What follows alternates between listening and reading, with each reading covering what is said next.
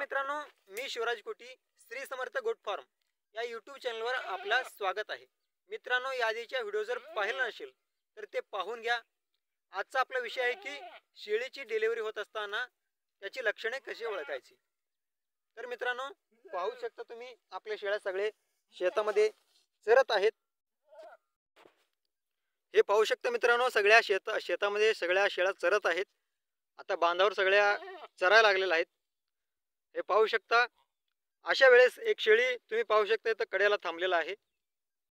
ही शेळी सतत थोडासा वरडत आहे। याची पोट पाहू शकता तुम्ही कसं खाली झाल्यासारखं झालेलं आहे। त्याचबरोबर ही जी ह्याची शेपूट आहे, शेपटीच्या दोन्ही बाजूला हे खड्डे तुम्ही पाहू शकता, खड्डे पडलेले आहेत। चालताना बघा कसं दिसतंय, हे खड्डे स्पष्ट जाणवत आहे। अशा वेळेस ज्यावेळेस शेळीच्या शेपटीच्या दोन्ही बाजूने ज्यावेळेस खड्डे पडतात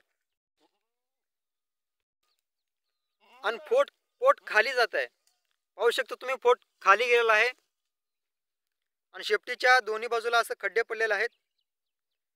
आणि त्याचबरोबर जे सड आहेत, सड तुम्ही पाहू शकता, सडांना दूध आलेलं आहे।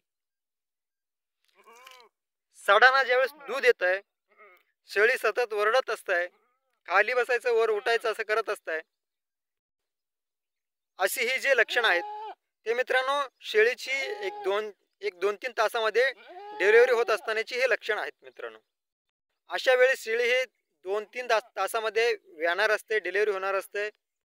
म्हणून आपल्या शेळीची असं जर लक्षणं दिसलेत तर आपण जाणायचं, समजून घ्यायचं की आपली शेळी एक 2-3 तासामध्ये व्याणार आहेत।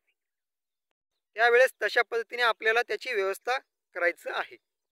तर आता आमच्या सगळ्या शेळ्या शेतामध्ये चरत आहेत, बांधावर चरत आहेत। ही शेळी वेगळी थांबलेली आहे। आता थोड्या वेळाने आपल्या सगळ्या शेळ्या शेडवर जाणार आहेत।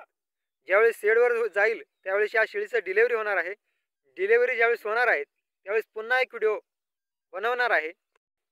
शेळी किती कडानं जन्म देईल, शेळीला पाहून असं दिसतंय की ही शेळी आपल्याला जवळपास 2 करडं देईल, परंतु ज्यावेळेस याची डिलिव्हरी होईल ते कळेल की किती करडं होतील, 1 होईल की 2 होईल। ती पुढच्या व्हिडिओमध्ये दिसणार आहे आपल्याला। याची करडं 1 झालेलं आहे की 2 झालेलं आहे, बोकडं झालेलं आहे की पाटी झालेलं आहे, सगळं आपल्याला कळणार आहे। त्यामुळं पुढचा व्हिडिओ पण पाहायला विसरू नका। ही बघा शेळी आता बसलेली आहे। आता सगळ्या शेळ्या तिकडे चरत आहेत आणि ही इथं बसलेला आहे। चला तर मित्रांनो, आमचाही आता शेडवर जाण्याचा वेळ झालेला आहे। आता सगळ्या शेळ्या घेऊन शेडकडे जायचं आहे।